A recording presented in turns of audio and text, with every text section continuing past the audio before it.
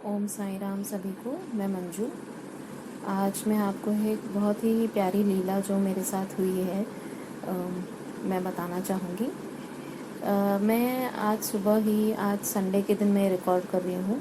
तो आज सुबह मैं जब अपनी किचन में थी, चाय डालने जा रही थी, तो मैं अपने मोबाइल पे बाहर मेरे हॉल में अपने मोबाइल पे विट्ठल का एक भजन चला के अंदर आ गई थी। और आवाज़ धीमी ही थी, कुछ बहुत लाउड नहीं थी।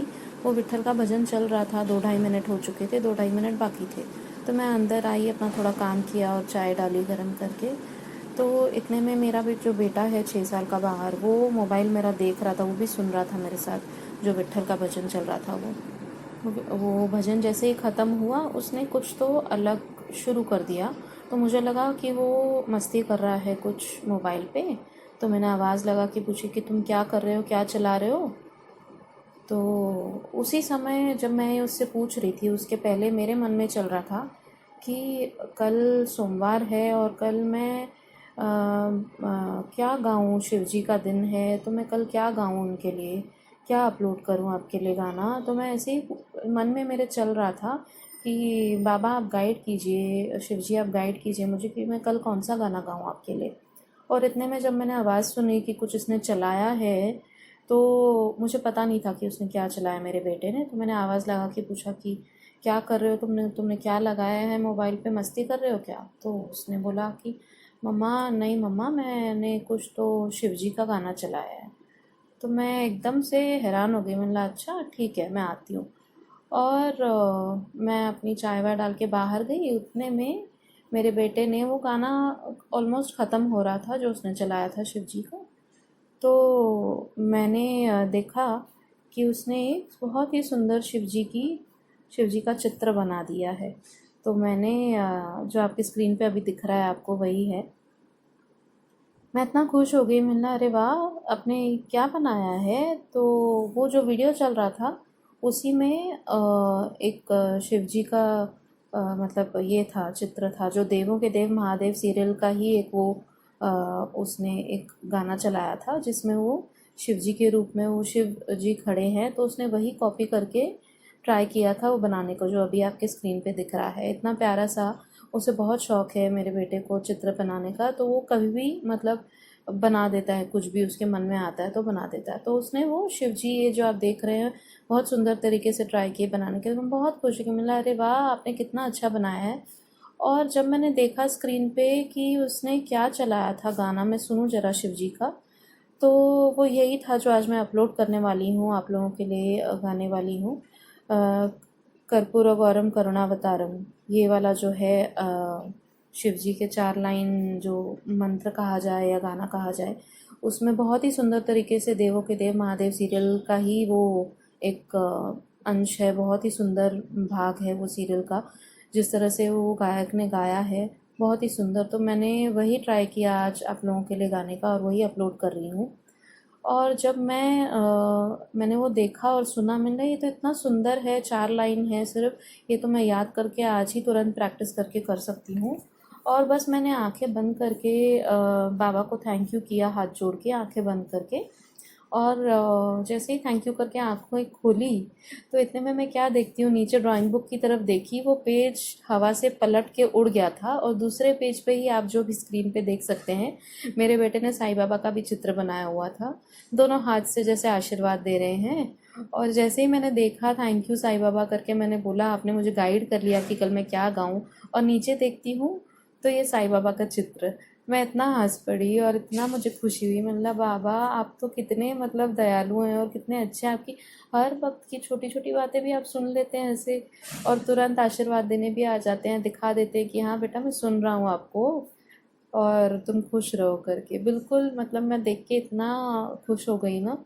तो यही है एक छोटी सी प्यारी सी लीला, बच्चे भगवान का रूप होते हैं। और मेरा बेटा सच में, मैं कभी कभी बहुत हैरान हो जाती हूँ कि जो मेरे मन में चल रहा होता है वो तुरंत उसी का चित्र कैसे निकाल लेता है। मतलब मेरे बिना कुछ कहे, मैं किचन में होती हूँ और वो हॉल में, और वो तुरंत पता नहीं कहाँ से कुछ भी वो चित्र बना देता है। और मैं बाहर आके देखती हूँ तो मैं सोचती हूँ अरे मैं तो यही सोच रही थी और इसने यही। और मतलब स्पेशली जब मैं किसी भगवान के बारे में सोच रही हूँ ना, 2-3 बार ऐसा हुआ है, मैं कुछ सोच रही हूँ और बाहर आके देखती हूँ तो वो वही चित्र निकाल बना रहा होता है। तो बस बच्चे भगवान का रूप होते हैं और भगवान तो सबकी बातें सुनते हैं, हम सबकी हर इच्छा पूर्ण करते हैं। तो बस आप अभी मैं आप लोगों को कर्पूर गौरम करुणावतारम इस मंत्र का एक गाने के तौर पे आपको बता रही हूँ और इसका अर्थ भी बताना चाहूँगी और इसका जो इम्पोर्टेंस है, महत्व है, वो भी बताना चाहूँगी। ये जो मंत्र है, इस मंत्र के बिना अधूरी मानी जाती है कोई भी पूजा। आरती के बाद ये मंत्र ज़रूर पढ़ना चाहिए, ऐसा कहा जाता है। इसका अर्थ मेनली यह है कि जो कर्पूर के समान गौर वर्ण वाले करुणा के अवतार हैं, संसार के सार हैं, जो अपने गले में भुजंगों का हार धारण करते हैं, वे भगवान शिव, माता भवानी सहित मेरे हृदय में सदैव निवास करें और उन्हें मेरा नमन है। पूजा के पश्चात इस मंत्र के उच्चारण का महत्व इसलिए माना जाता है क्योंकि कहा जाता है कि भगवान शिव शमशान के निवासी हैं और वे अपने शरीर पर भस्म धारण करते हैं, जैसा कि हम सब जानते हैं। इसलिए उनका स्वरूप देखने में भयंकर माना जाता है। भगवान शिव की इस स्तुति में उनके सुंदर और दिव्य स्वरूप का वर्णन किया गया है। माना जाता है कि माता पार्वती से विवाह के समय स्वयं भगवान विष्णु ने यह स्तुति गाई थी। भगवान शिव सभी देवों के देव हैं। पूरे संसार का जीवन और मरण भगवान शिव के ही अधीन है। इसलिए पूजा के बाद भगवान शिव की स्तुति विशेष रूप से की जाती है। तो अभी आप सुनिए ये मंत्र और ज़रूर इसे शेयर कीजिए और सब्सक्राइब कीजिए हमारे चैनल को। और अगर आपके पास भी कोई ये है एक्सपीरियंस है, अपना अनुभव है, तो प्लीज़ ज़रूर शेयर कीजिए हमारे साथ। मैं अपना व्हाट्सएप नंबर और ईमेल आईडी हमेशा की तरह डिस्क्रिप्शन बॉक्स में दूंगी। प्लीज़ ज़रूर बताइए। और अभी आप सुनिए ये मंत्र जो एक गाने के रूप में मैं आपको पेश कर रही हूँ। Thank you so much. Om Shiv Sai Ram. Thank you so much.